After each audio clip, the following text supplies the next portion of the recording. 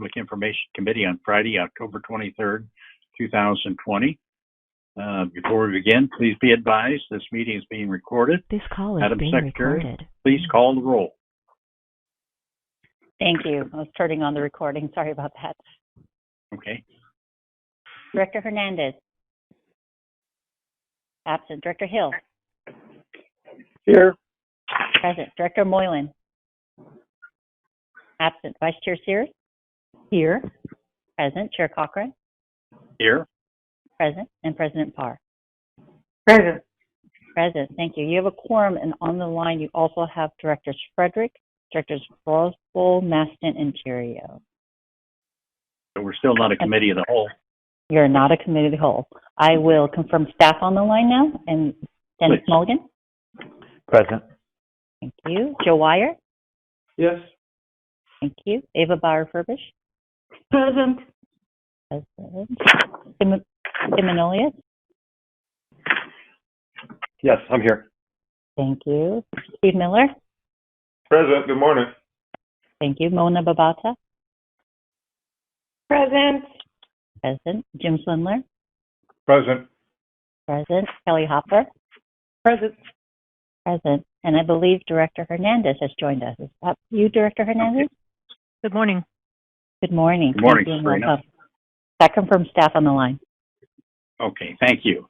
I'd like to remind everyone to mute their phone until after staff's presentation and unmute to speak when we open up for director's discussion.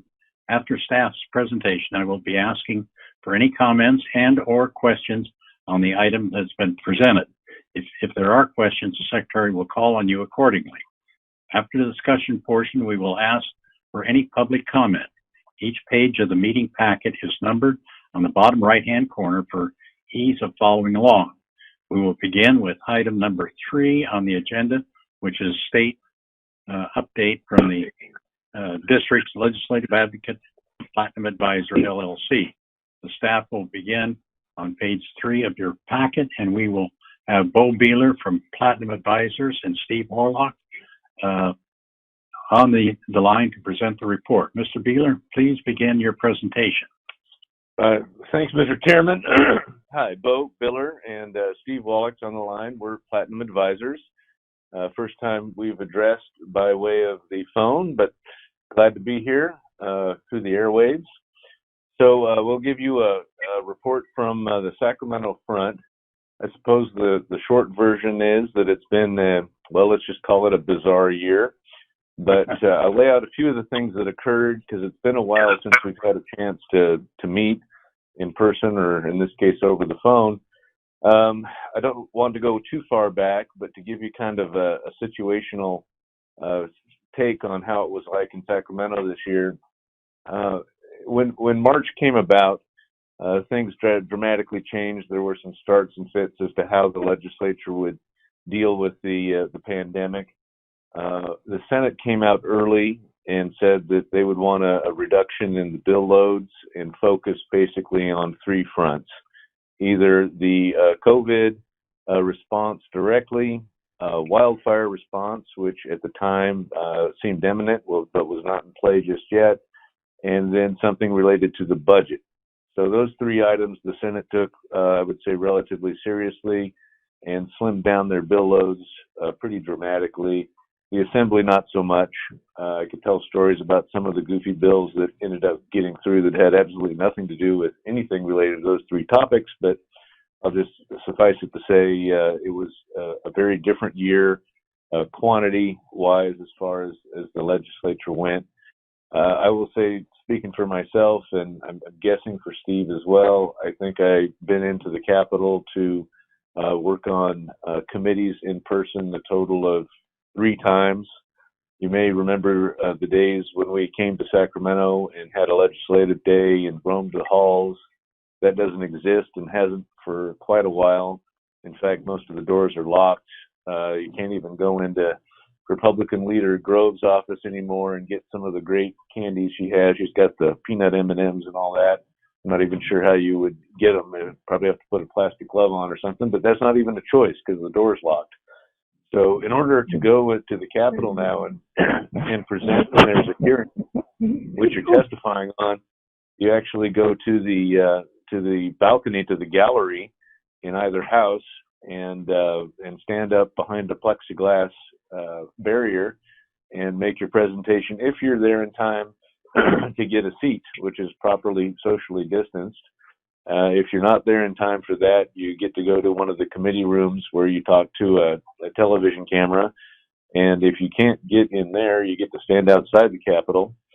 So most of the lobbying corps has opted for what the rest of the population and the interested constituents around the state do, and that's you phone in. As you can imagine, some of the phone-in exercises were futile at best, comical at most, and terribly inefficient. But nevertheless, the legislature marched on and did produce a number of bills. I'm going to leave some of the specific legislation and some of the policy areas for Steve to talk about. But suffice it to say, it was a bizarre year. But the governor has completed his signing of bills, and we are moving forward. There was much talk about a special session. Many in the legislature felt that their authority was stepped on by the governor. The governor used his executive order capacity to move a number of policy changes, mostly specific to the pandemic. But things such as how do you deal with workers' compensation as it relates to COVID illness, some of those issues were very high profile amongst the business community and labor and the legislature. So there were some very hot topic issues. Last night of session was really something else. But that I will say in the aftermath, the speaker took a lot of heat for some of the activity, most of which was reported in the newspapers, or I guess we don't really read those much, but in the news, however you receive it. And I don't expect any changes in leadership at this point on either side. I think Pro Tem Atkins will remain. I think the speaker keeps his job, and they'll sort out things through the election and to see what happens. I did find an interesting tidbit of all the information we get across the political insider stuff. If COVID clearly has impacted the economy in so many different ways, one of which I have to assume is the dry cleaners, since I've only put a suit on twice in the last 6 months. But interesting, there will be over $1 billion will be spent in this election cycle between the initiatives and the various legislative and congressional races. So I guess the politics and campaigns don't slow down as a result of the situation that we face. But if there's initiatives in particular that you're interested in, I could go ahead and try and give you the latest polling or handicapping when we get to the end. I'm not sure how much time we have, but I'll go ahead and ask Steve to chime in on some of the specific policy issues of interest to the bridge. And with that, I'll hand over the baton. All right. Hey, good morning, everybody. This is Steve Wallach of Platinum Advisors. As Bo was saying, with the COVID response, a lot of bills were kind of dropped by their members. So it wasn't a whole lot of legislation that we got involved in this year. There were several priority bills that we did monitor closely. I think one of the most important things that they did, with the state not really having the resources to provide any kind of bailout for public transit, they did try to create some flexibility in how existing funding sources can be spent. The budget trailer bill allowed for, fare box recovery ratio things to be postponed for a couple of years, and then other flexibility things in some of those the STA funding programs. They also, at the end of the session, passed AB 107, which was a kind of additional cleanup. SB 1 had some money going out to transit operators through the State Transit Assistance Program for what they call the State of Good Repairs. That's supposed to be for capital programs, so they did allow operators to use that money for operations. The board does have to adopt a resolution stating the need for that, citing the fiscal emergency everybody's kind of facing. But that bill was passed and approved by the governor, and it's an emergency bill, so it takes effect immediately. In other legislation, we kind of watched closely SB 288 by Senator Scott Wiener. This is one that kind of provided a limited scope of exemptions from CEQA for transit and bike and pedestrian projects. It will allow that exemption for the next couple of years, but it ranges from everything from BRT projects to wayfinding to construction of either charging or fueling facilities for zero-emission buses would be exempt from transit projects. Going forward, starting in January 1st is when that exemption kicks in. Another one we kind of watched closely was SB 1159. There's a lot of discussion. The governor did an executive order during the COVID response, basically saying workers' compensation coverage would cover essential workers who contract COVID in the course of employment. SB 1159 for essential workers other than police and fire. They have a different standard that they would have, but for other essential workers, they would establish a rebuttal presumption that says if you are in these workers like bus drivers and you contract COVID, it's assumed that you contracted it in the course of work. So a rebuttable presumption does allow the employer to challenge that, but it is difficult to do. So that is now in place. And then SB 1310 was one kind of was vetoed by the governor. This is by Senator Bell. It would have allowed the CTC to issue revenue bonds for SHOP projects in the 2020 SHOP. So what the concern with that is it would have used what they call the flexible funds, the transportation improvement fee, which is the vehicle registration fee, a part of SB1, to securitize those bonds because you cannot use gas tax money to secure debt.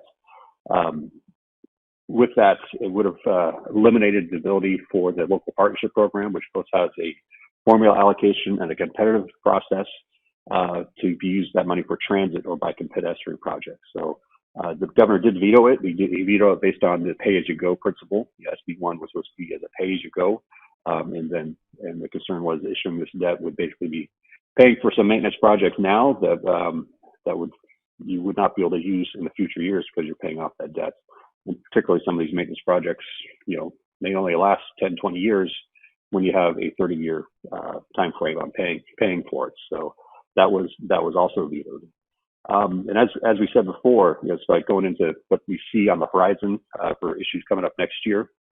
A lot of these bills were dropped, so we do expect a lot of bills to be reintroduced when they come back in December, January timeframe. That includes, the several measures that were out there to provide free transit passes for either seniors or college students or K-12 students.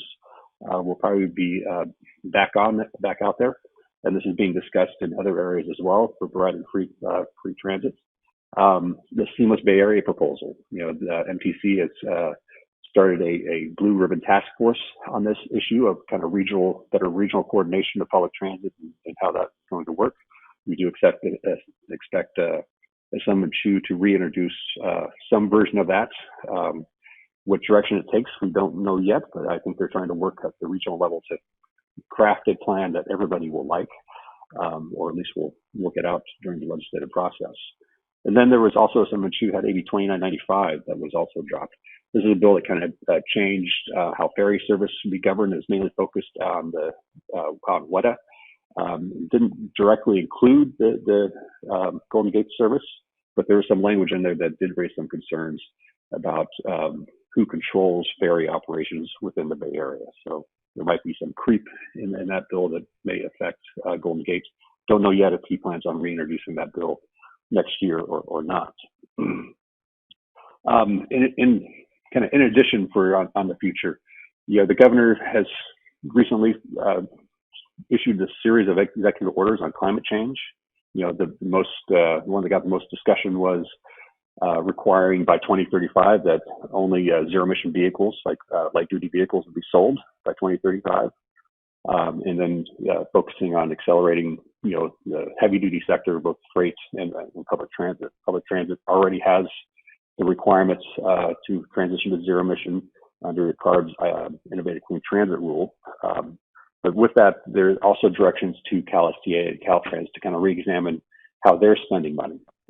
This is kind of work that was already underway because last year, about a year ago, Governor Newsom issued an executive order kind of directing state agencies to re-examine how to prioritize funding to address greenhouse gas emission reductions. So CalSTA has been doing some workshops, mostly internally with other state agencies, on developing a plan. They have a plan that's called the Climate Action Plan for Transportation Investment. Nothing has been released on this yet, but they do plan on presenting an update to the joint CTC CARB meeting on November 4th. And the plan is then to release a draft report sometime in the winter of early next year. This does include a lot of focus on transit in there of what they've been discussing so far. So a proposal to create a California Transit Recovery Task Force. So as we recover from COVID, how best to provide the resources transit operators will need, not only just for day-to-day service, but also as they reach their goals for transitioning to zero emission. And others include repurposing road space for public transit, either for bus-only lanes, either peak periods or all day, and other active transportation type programs. There also some discussion in there a little bit on free transit passes is one of the ideas that has been put out. So nothing has been set on what direction they're going to take with this, but they are going to try and kind of leverage the about $5 billion annually they get through various programs to meet the state's GHG goals, while still trying to address the maintenance and fix it first policy. So that includes, the Transit Intercity Rail Program, Local Partnership Program, various, all the other SB1 created programs that are out there. So there likely will be some legislation related to that in order to implement some of those changes. But I do have like the PowerPoint that they provided at a workshop they had earlier this week, and we're supposed to be posting the video of that workshop at some point. So I will share that with the district as soon as that video is available. So if folks have any questions, I'll leave it at that, and we can take any questions you may have. All right, thank you, Mr. Beeler or Mr. Warlock. Thank you for your presentation. I have one question. What was that bill number that was for WIDA and the controlling of the Bay movement? It was a bill, AB 2995 by Sun Chu. It was never heard. It was just a bill that was amended, put the language in print, and then the COVID thing dropped, and so the bill was dropped as well. But if you do pull up that bill, it does outline what he was planning. All right, I was just kind of curious if it was actually went through any hearings or anything, but no. Okay, good. All right, Madam Secretary, please call on the board members to see who has questions. Boardroom, do we have any questions for Mr. Beeler or Mr. Wallace? If there's no questions from committee members, Mr. Chair, this is Dennis, your general manager. I would like to add one other thing, an area where Platinum's instrumental in helping us. First, I'd like to thank them for their stellar reputation and their representation of us in Sacramento. We've been very effective over the years getting legislation through on a whole host of things, whether it's license plates on vehicles and procurement changes. So I do want to acknowledge that. But the one area where they've been helping us the last year is the Golden Gate Bridge is not on the state highway system. As such, we're eligible for the state's local bridge program administered by Caltrans. For example, we've tapped into the local bridge program to pay for 1/3 of the cost of the suicide barrier project. We've accessed it for also some of our seismic retrofit work, and we're looking to that program for our Phase 3B project.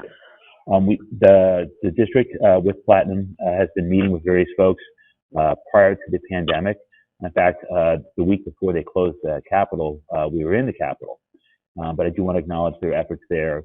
At one point, there was a proposal to modify the program, which would basically close the door on the bridge district. That is now off the table because of their good work as well as MTC's. And so the local bridge program administered by Caltrans is something the administration under CalSTA Secretary Mr. Kim is looking at revising, and they're going through a process working with various local public works folks as well as Caltrans staff. And it's of vital interest to the district because it's how we pay for a lot of our projects. And so I want to acknowledge Platinum, especially Steve, for his help with us on that. So I just want to put that out there for the committee. Well, thank you, Dennis. One thing we made it through our 2020 legislative day before they tied it. Well, it was getting close. They were about ready to shut everything down, and of course, as soon as we finished, they did shut it down. So anyway, I'd like to thank you, gentlemen, again for your presentation. Is there anyone from the public wishing to speak on this item or address this committee under item 4, public comments? Madam Secretary, would you check that for us, please? Will do. I'm going to pull the line now. Not yet. Good morning. Is there anybody on who would like to speak today? Okay, thank you. We have no speakers for this committee. All right. Well, thank you. Well, that brings us to the end of the agenda. Can I have a motion to adjourn this meeting?